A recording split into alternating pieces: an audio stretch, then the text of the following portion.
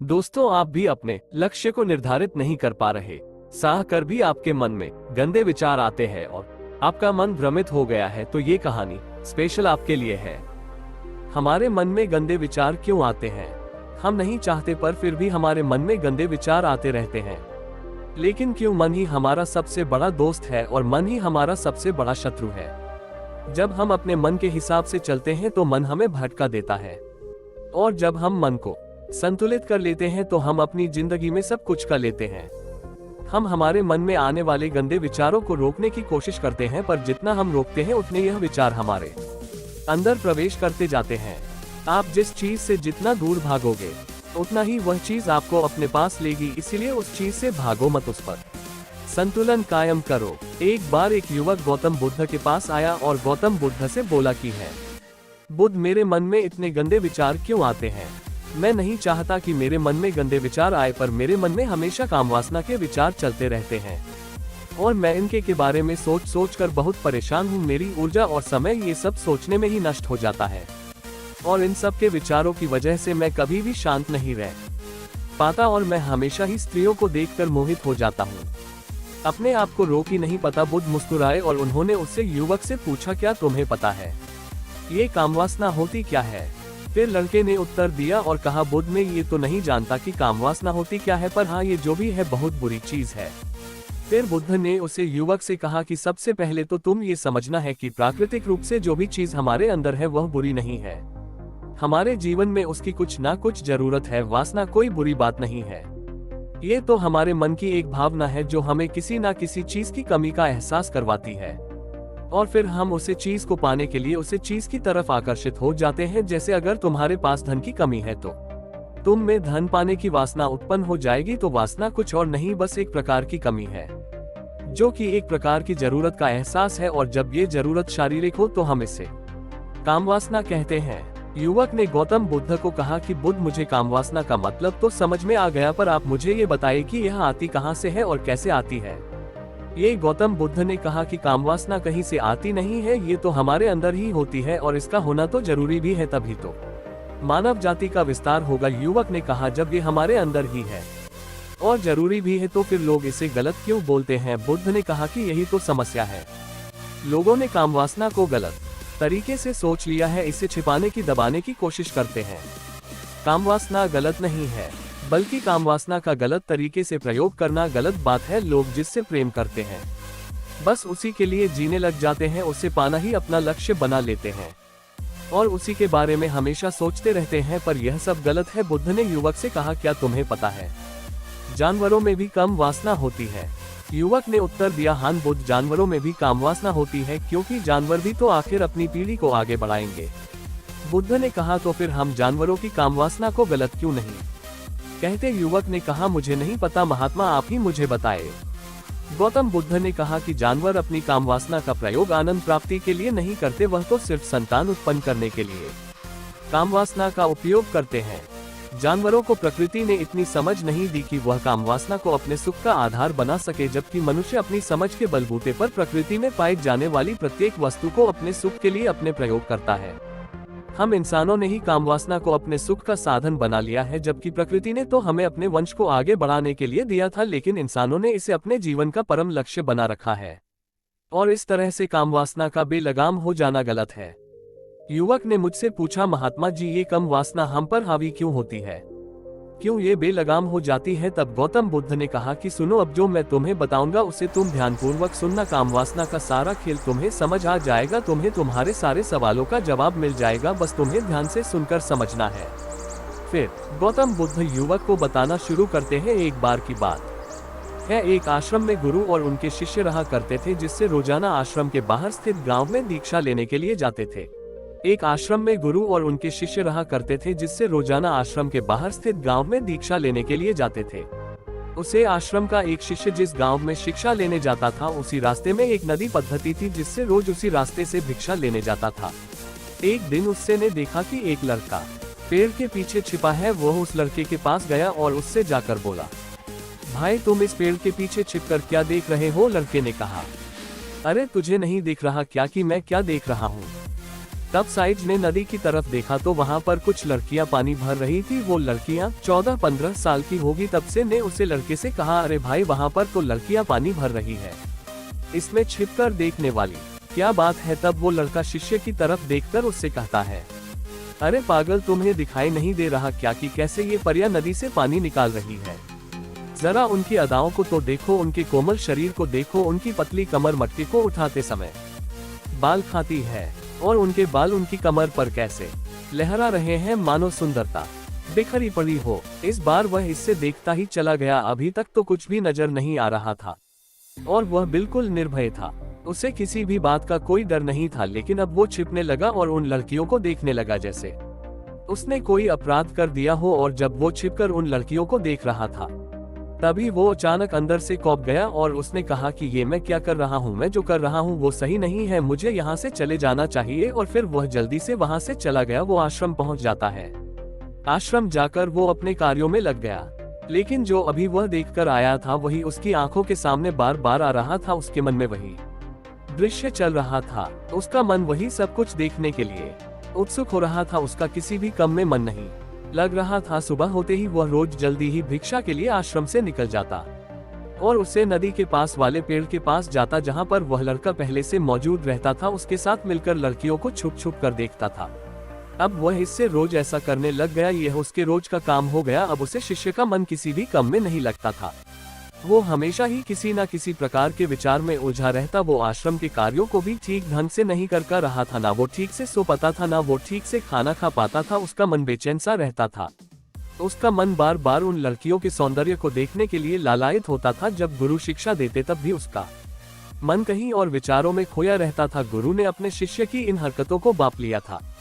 तब एक दिन गुरु ने शिष्य को अपने पास बुलाया और कहा कि आज से मैं भी तुम्हारे साथ भिक्षा मांगने चलूंगा। तुम और मैं साथ साथ भिक्षा मांगने चलेंगे। तभी शिष्य गुरु को मना करते हुए बोला, नहीं गुरुदेव, आप परेशान क्यों हो रहे हो, मैं अकेला ही ठीक से भिक्षा मांग सकता हूँ।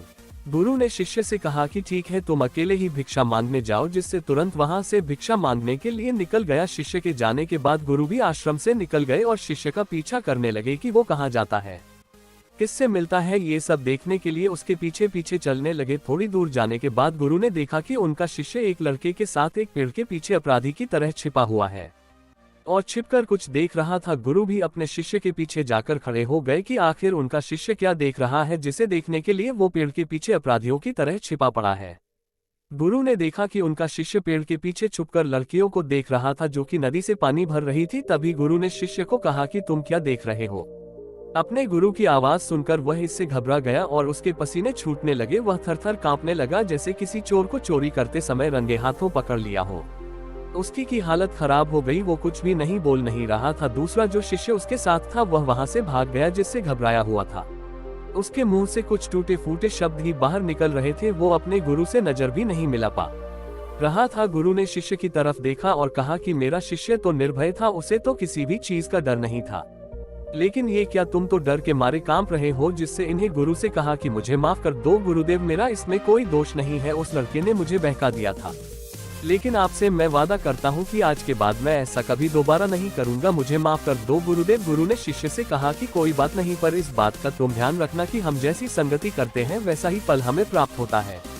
हम जैसी संगति करते हैं उसके विचार हमारे अंदर प्रवेश करते हैं। इसलिए अच्छी संगति करो जिससे तुम्हारे अंदर अच्छे विचारों का प्रवेश हो। फिर गुरु और शिष्य आश्रम लौट आए और फिर आश्रम के कार्यों पर ध्यान देने लगा। उसने उसे रास्ते को छोड़ दिया और दूसरे रास्ते से जाने लगा। वो अपने काम को ध्यान से करता, लेकिन धीरे धीरे उसके अंदर क्रोध उत्पन्न हो गया और फिर वो दूसरे हसन पर क्रोध करने लगा और बेचैन देने लग गया। अब वो सही समय पर भोजन भी नहीं करता था। वो भोजन भी बहुत कम खाता था। एक रात गुरु शिष्य के पास आए और उससे बोले कि अब तक तुमने कितनी बार अपना वादा तोड़ दिया। ये सुनकर शिष्य अपने गुरु के चरणों में गिर गया और रोने लगा। रोते रोते ही उसने गुरु से कहा कि गुरुदेव, मैं कई बार अपना वादा टूट चुका हूँ, फिर वादा कर लेता हूँ, लेकिन हर बार मैं वादा तोड़ देता हूँ। मेरा मन मेरे नियंत्रण में है ही नहीं। मैं बहुत कोशिश करता हूँ कि मैं अपने मन से सारे बुरे विचारों को निकल दूं, लेकिन मैं चाहकर भी ऐसा नहीं कर रहा हूँ।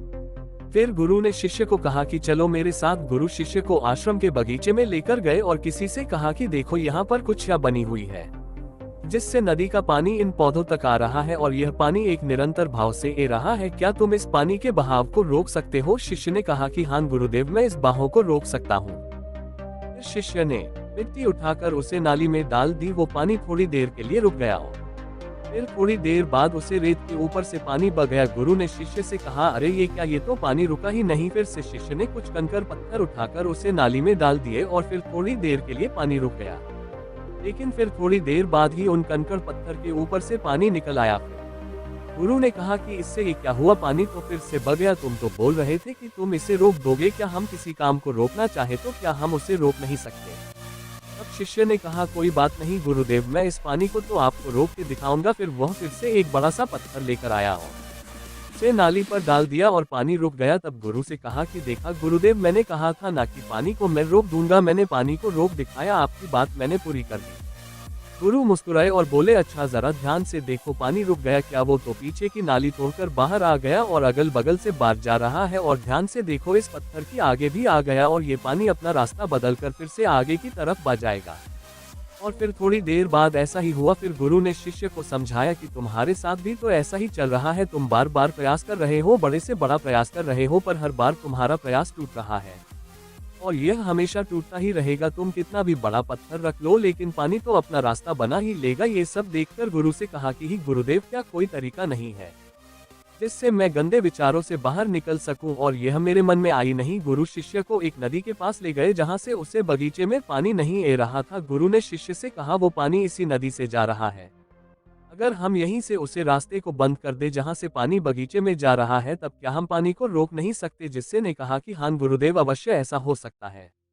मैं इस पानी को यहीं से बंद कर देता हूँ, तब आगे की नाली में पानी जाएगा ही नहीं और फिर बगीचे में पानी जाएगा ही नहीं। फिर से इन्हें नदी से जाने वाले रास्ते को बहुत मेहनत करके पत्थर और मिट्टी डालकर बंद कर दिया और गुरु से कहा कि गुरुदेव, मैंने पानी को बंद कर दिया है, अब ये पानी बगीचे में जाएगा ही नहीं। तब गुरु ने कहा, किसी से अगर पानी बगीचे में नहीं जाएगा तो पेड़ पौधों को पानी कहाँ से मिलेगा? उन पेड़ पौधों को तो पानी की आवश्यकता है और उन पेड़ पौधों में कुछ पेड़ पौधे तो ऐसे हैं जिनको रोज पानी की आवश्यकता है, वह तो मुरझाकर मर ही जाएंगे, उनका क्या होगा? पानी तो हमें खोलना ही होगा। जिससे ने गुरु की बात सुनकर वापस नदी से जाने वाले पानी का रास्ता खोल दिया। तब गुरु ने शिष्य से पूछा, जिससे अगर हम इस नदी के पूरे पानी को बगीचे की तरफ मोड़ दे तो क्या होगा? तब साईं जवाब दिया कि गुरुदेव, वहाँ पर जितने भी पेड़ पौधे हैं वो गलकर नष्ट हो जाएंगे, वहाँ पर कुछ नहीं बचेगा। फिर गुरु मुस्कुराए और बोले, तुम इस बात को समझो कि हमें किसी भी चीज को रोकना नहीं है, बस हमें हमेशा संतुलन बनाए रखना है। कम पानी से भी पौधे नष्ट होते हैं और ज्यादा पानी से भी पौधे नष्ट होते हैं। हमारा जीवन संतुलन से ही चलता है। गुरु ने शिष्य से कहा कि अगर मैं तुम्हें कुछ कहूँ कि तुम आम के बारे में मत सोचो, तो तुम्हारे मन में सबसे पहले किसका चित्र आएगा? शिष्य ने कहा कि गुरुदेव, मेरे मन में तो पहला चित्र आम का ही आएगा। गुरु ने कहा कि जब हम गंदे विचारों को जबरदस्ती रोकने का प्रयास करते हैं तो वह और मजबूती के साथ हमारे अंदर प्रवेश करते हैं, हमारे अंदर उठाते हैं,